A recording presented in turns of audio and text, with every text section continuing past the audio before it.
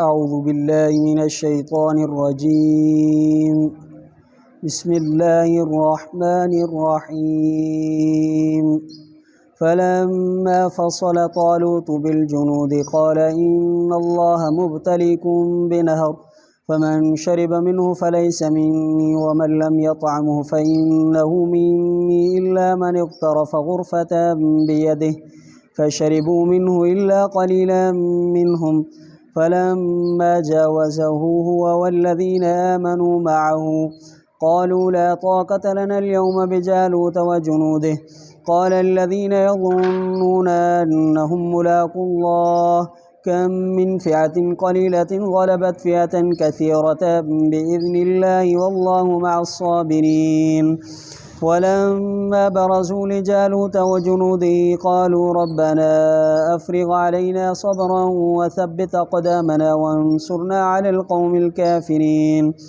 فهزموهم بإذن الله وقتل داود جالوت وآتاه الله الملك والحكمة وعلمه مما يشاء ولولا دفع الله الناس بعضهم ببعض لفسدت الأرض ولكن الله ذو فضل على العالمين تلك آيات الله نتلوها عليك بالحق وإنك لمن المرسلين تلك الرسل فضلنا بعضهم على بعض منهم من كلم الله ورفع بعضهم درجات وآتينا عيسى ابن مريم البينات وأيدناه بروح القدس ولو شاء الله ما اقتتل الذين من بعدهم من بعد ما جاءتهم البينات ولكن اختلفوا فمنهم من آمن ومنهم من كفر ولو شاء الله ما اقتتلوا ولكن الله يفعل ما يريد صدق الله العظيم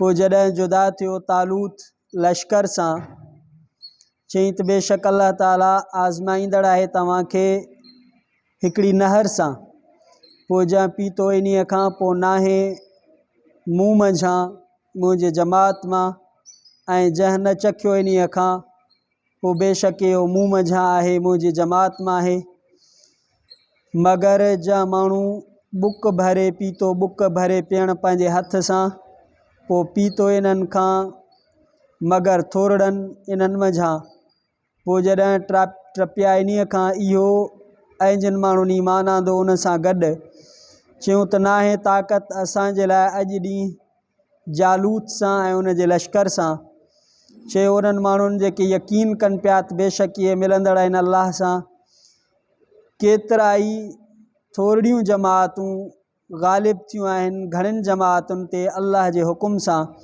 ऐं अल्लाह ताला सबुर कंदड़नि सां गॾु आहे पोइ जॾहिं ज़ाहिर थिया निकिता जालूत जे लाइ उन जे लश्कर जे लाइ चयूं रब असांजा पर्ट असां ते सबुर ऐं साबित रख असांजे क़दमनि खे ऐं मदद कर तूं असांजी काफ़रनि जे क़ौम ते पोइ शिकिस्त ॾिनऊं इन्हनि खे अल्लाह जे हुकुम सां ऐं क़तल कयो दाऊद अलैहिस्सलाम जालूत खे ऐं ॾिनो इन खे अल्लाह ताला बादशाही ऐं हिकमत ऐं सेखारी इन खे उन्हनि शयुनि मंझां जेको चाहे थो जेकॾहिं न हुजे हा टारिण अल्लाह ताला जो हिकिड़नि जे ज़रिए सां ॿियनि खे त फ़साद थी वञे हा ज़मीन में पर अक्सर मां पर अल्लाह ताला वॾी महिरबानी वारो आहे जहाननि ते इहे आयतूं आहिनि अल्लाह जूं जो पढ़ूं था असां इन्हनि खे तुंहिंजे मथां हक़ सां बेशक तूं रसूलनि मंझां आहे इहे रसूल आहिनि जो फज़ीलत ॾिनीसीं असां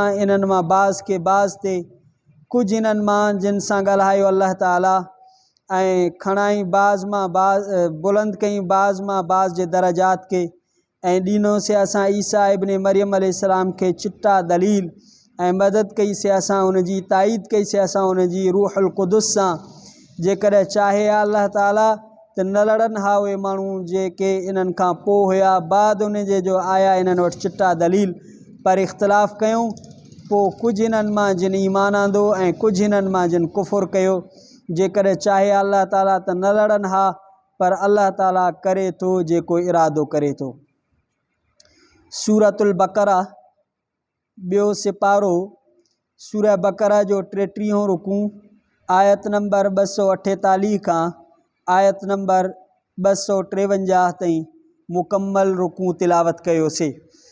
अॼु एसि ताणी 2 सिपारा पूरा थिया, 3 सिपारे जो आगाज़ थियो। इन्हनि आयात जो मुख़्तसर तफ़सीर मज़हरी अरबी में काज़ी मोहम्मद सनाउल्लाह पानीपती रहमतुल्लाह अलैह जो लिखियल आहे। उन जे रोशनी में मुख़्तसर तफ़सीर, जॾहिं हज़रत तालूत लश्कर खे वठी निकितो जिहाद जे तरफ़, ऐं जॾहिं बनी इसराइलिन उहा संदूक ऐं ताबूत ॾिठी जंहिंखे मलाइक खणी आया हुआ, जिन में तबरुकात हुया, त पोइ समूरनि चयो त असां जिहाद ते हलंदासीं। हज़रत तालूत इहो ऐलान कयो त मूंसां नौजवान चुस्त फ़ारिग माण्हू हले, ऐं हज़रत तालूत सां 70,000 माण्हू या 80,000 माण्हू सख़्त गर्मी जे मौसम में निकिता जिहाद जे लाइ। पोइ उनखे चयूं त अल्लाह खां दुआ घुर त नहर जारी थी पए। पोइ तालूत नबी जे दुआ सां या जेको अल्लाह जे वहीअ सां उन्हनि खे अल्लाह ताला आज़मायो बनी इसराइल खे नहर फ़लस्तीन उते या नहर उर्दुन, अल्लाह ताला इन्हनि जो इम्तिहान वरितो। तालूत उन्हनि खे चयो त जेको इन मां ड्रहो करे पीअंदो उहो मुंहिंजे ताबेदारनि मां न हूंदो। हिते तव्हांखे ड्रहो करे पीअणो न आहे, ऐं हिते सिर्फ़ु तव्हांखे बुक भरे थोरो थोरो पाणी पीअणो आहे, ड्रहो न कजो। छो त सख़्तु गर्मी में घणो पाणी पीअणु ऐं सख़्तु उञ में पोइ माण्हू खे इहो कमज़ोर करे छॾींदो आहे, ख़ासि करे जिहाद में, या हलाक करे छॾींदो आहे, टोटरी बणाए छॾींदो आहे। पोइ तालूत इन्हनि खे चयो हो त बसि बुक भरे पीअण जी इजाज़त आहे, वधीक जी न आहे। फ़शरिबू मिनो, पोइ इन नहर उर्दुन या नहर फ़लस्तीन मां इहे जेके 80 या 70,000 माण्हू हुया, समूरनि पाणी पीतो। 313 माण्हू बचा जिन सिर्फ़ु बुक भरे पाणी पीतो, बाक़ी 70 या 80,000 माण्हुनि समूरनि पाणी पीतो। तालूत उन्हनि खे मनो कयो हो त न पीजो, एतिरनि माण्हुनि पाणी पीतो हो। सिर्फ़ु 313 माण्हू जेको आहे हज़रत तालूत जी पैरवी कयूं ऐं उन्हनि बुक भरे पीतो। उन्हनि जे दिलि में ताक़त पैदा थी, उन्हनि जी उञ ख़तमु थी वई। जिन ड्रहो करे पीतो उहे सुस्त थी विया, उन्हनि जा चप कारा थी विया ऐं उहे नहर खे किरास करे पार करे न सघिया।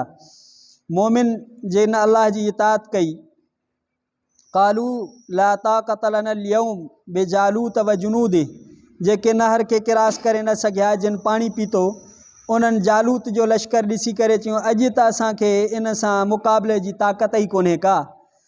असांजो लश्कर थोरो आहे, उनजो लश्कर घणो आहे। बाक़ी जिन खे यकीन हुयो त इहे अलाह सां मिलंदा, मौत अचणी आहे, जिन हिकिड़ो बुक पाणी पीतो, उन्हनि चयो त अल्लाह जे हुकुम सां, अल्लाह जे इरादे सां थोरियूं जमातूं घणनि जमातुनि ते ग़ालिब थी वेंदियूं आहिनि ऐं अल्लाह सबुर कंदड़नि सां गॾु हूंदो आहे। पोइ जॾहिं तालूत पंहिंजे लश्कर वठी करे जालूत जे मुक़ाबले जे लाइ आयो, ॿई लश्कर आम्हूं साम्हूं थिया, त पोइ हज़रत तालूत दुआ घुरी, रब्बना अफ़्रिग़ अलैना सबरा, रब साईं असांखे सबुर जी तौफ़ीक़ अता फ़रमाइजां, असांजा क़दम साबित रखिजां, काफ़रनि जे क़ौम ते असांजी मदद कजां। इहा अंबिया जी ऐं सालिहीन जी सुन्नत आहे। मैदान जिहाद में इहा दुआ घुरंदा आहिनि, अल्लाह जे हवाले मामिलो कंदा आहिनि ऐं दुआ सां अल्लाह ताला जे तरफ़ मोहताजी पंहिंजी ज़ाहिरी कंदा आहिनि।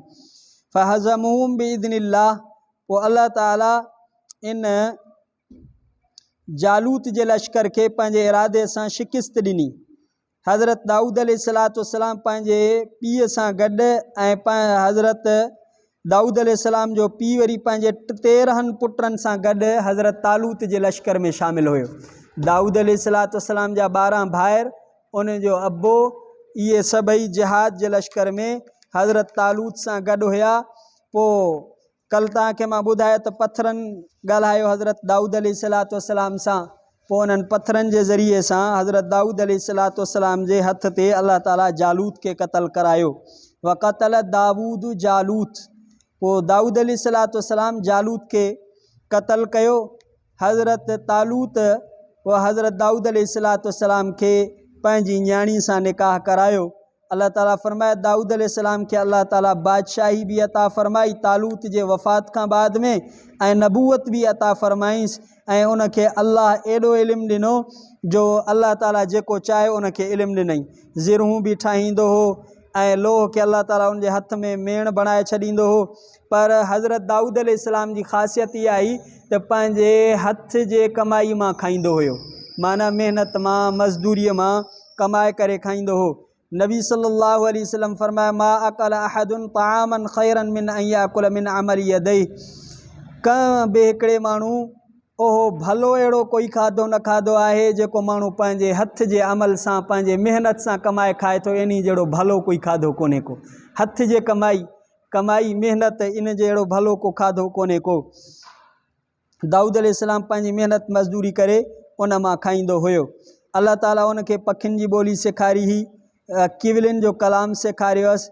अल्लाह उनखे एॾो सुहिणो आवाज़ु ॾिनो हो, जॾहिं ज़बूर पढ़ंदो हो त वहशी जानवर भी वेझा थी वेंदा हुअसि, एतिरा वेझा थी वेंदा जो उन्हनि जे गर्दननि खां वठी सघंदो हो। ऐं पखी उन जे मथां छांव कंदा हुआ जीअं ककर कंदा आहिनि। पाणी बीहजी वेंदो हो, हवा रुकिजी वेंदी हुई। अल्लाह ताला एॾो हज़रत दाऊद अलैहिस्सलाम खे सुर ऐं आवाज़ अता फरमायो हो। नबी साईं जो हिकिड़ो सहाबी हज़रत अबू मूसा अशअरी वरी क़ुरान एॾो सुहिणो पढ़ंदो हो। नबी साईं उन खे फरमायो त तोखे त आले दाऊद वारो सुर अल्लाह ताला ॾिनो आहे। अॻिते आख़िरी आयतुनि में अल्लाह ताला फरमायो जेकॾहिं माण्हुनि खे अल्लाह साईं हिक ॿिए जे मुक़ाबले में न आणे हा त ज़मीन में फ़साद थी वञे हा, याने काफ़रनि खे मोमिननि जे मुक़ाबले में इन्हनि खे न करे हा त ज़मीन में फ़साद थी वञे हा, मुशरिकीन जो ग़लबो थी वञे हा, शहर वैरान थी वञनि हा, अल्लाह जा बाना क़तल थी वञनि हा, ज़ुल्म थी वञे हा, मढ़ियूं ऐं इबादत गाहूं ऐं मस्जिदूं ड्रही वञनि हा, अल्लाह जे ज़िक्र खां रोकियो वञे हा। अल्लाह जिहाद मुक़ररु कयो आहे जो जिहाद जे ज़रिए सां मोमिननि जे ज़रिए सां अल्लाह ताला इन्हनि काफ़रनि खे ख़तमु थो कराए। इहो जेकॾहिं न हुजे हा ज़मीन में फ़साद फैलिजी वञे हा। हदीस पाक में ईंदो आहे, हज़रत इब्न उमर रज़ी अल्लाह ताला खां रिवायत आहे, नबी सल्लल्लाहु अलैहि वसल्लम फरमायो त अल्लाह ताला सालेह मुसलमान जे ज़रिए सां उन जे पाड़े जे 100 घरनि खां मुसीबत खे टारींदो आहे। हिकिड़ो सालेह मुसलमान हुजे, नेक हुजे, उन जे पाड़े में 100 घर जेके आहिनि, 100 घरनि खां अल्लाह इन हिकिड़े सालेह मुसलमान जे ज़रिए सां मुसीबतुनि खे तकलीफ़ुनि खे टारे छॾींदो आहे। त नेक सालेह मोमिननि जो एॾो वॾो फ़ाइदो आहे। ऐं हदीस में ईअं बि ईंदो आहे त जेकॾहिं नेक सालेह मोमिन न हुजनि हा, थञ प्याक ॿार न हुजनि हा, ऐं इहे चरंदड़ जानवर न हुजनि हा त अल्लाह ताला तव्हां ते अज़ाब परटे छॾे हा। इन्हनि जे करे अल्लाह ताला रहम फरमाए थो। अल्लाह वॾी महिरबानी वारो आहे जहाननि ते। तिल्क आयातुल्लाह, इहे अल्लाह जे कुदरत जूं निशानियूं आहिनि जेके असां तोते पढ़ूं था हक़ सां। और इन्नक लमिनल मुरसलीन, बेशक तूं रसूलनि खां आहे। अल्लाह ताला हबीब करीम सल्लल्लाहु अलैहि वसल्लम जे रिसालत के बयान फरमाया तो तूं रसूल आहे। तिल्क रुसुल फज़लना बअदहुम अला बअद, इन्हनि रसूलनि मां किन खे किन ते फ़ज़ीलत ॾिनीसीं। मूसा अलैहिस्सलातु वस्सलाम अल्लाह सां हम कलाम थियो, कलीमुल्लाह, ईसा रूहुल्लाह ऐं आदम सफ़ीउल्लाह, नूह नजीउल्लाह, ईअं बाज़ के बाज़ ते दराजात अता फ़रमायासीं। पर नबी सल्लल्लाहु अलैहि वसल्लम जे लाइ जेका फ़ज़ीलत आहे, हिकु ॿ हदीसूं हुज़ूर सल्लल्लाहु अलैहि वसल्लम जे शान में जेके तफ़सीर में लिखियल आहिनि। नबी सल्लल्लाहु अलैहि वसल्लम फरमाया अना सय्यदु वुल्द आदम यौमल क़ियामा, मां पूरी इंसान ज़ात जो सरदार हूंदुमि क़यामत जे ॾींहुं। वला फ़ख़्र, ऐं फ़ख़ुरु कोन्हे। हम्द वारो जेको झंडो हूंदो मुंहिंजे हथ में हूंदो, को बि इंसान न हूंदो। फमन सिवा इल्ला तहत लिवाई, हर इंसान मुंहिंजे झंडे जे हेठों हूंदो। ऐं ज़मीन जंहिंजी क़बर खुलंदी पहिरियों पहिरियों मां हूंदुमि, ऐं पहिरियों पहिरियों सिफ़ारिश करण वारो बि मां हूंदुमि। पहिरीं पहिरीं सिफ़ारिश जंहिंजी क़बूल कई वेंदी उहो बि मां हूंदुमि। इहा नबी सल्लल्लाहु अलैहि वसल्लम जी फ़ज़ीलत आहे। ॿी रिवायत में अचे थो, नबी सल्लल्लाहु अलैहि वसल्लम फरमायो त हुज़ूर सल्लल्लाहु अलैहि वसल्लम फरमायो त क़यामत जे ॾींहुं हम्द जो झंडो मुंहिंजे हथ में हूंदो, ऐं मां पहिरियों सिफ़ारिश कंदड़ हूंदुमि ऐं पहिरियों सिफ़ारिश क़बूल कयल हूंदुमि ऐं जन्नत जो दरवाज़ो पहिरियों मां खड़काईंदुमि। मुंहिंजे ज़रिए सां अल्लाह ताला जन्नत खे खोलींदो, पोइ मूंसां गॾु फ़ुक़रा मोमिन दाख़िल थी वेंदा। फ़क़ीर जेके मोमिन हूंदा मूंसां गॾु जन्नत में दाख़िल थी वेंदा। अकरमुल अव्वलीन वल आख़िरीन, पहिरियनि ऐं पोयनि मां वधि में वधि इज़त वारो दर्जो मुंहिंजो हूंदो ऐं इन ते फ़ख़ुरु कोन्हे। नबी सल्लल्लाहु अलैहि वसल्लम फ़रमायत, मां रसूलनि जो बि क़ाइद आहियां, ख़ातमुन नबीन आहियां, पहिरीं सिफ़ारिश मुंहिंजी थींदी।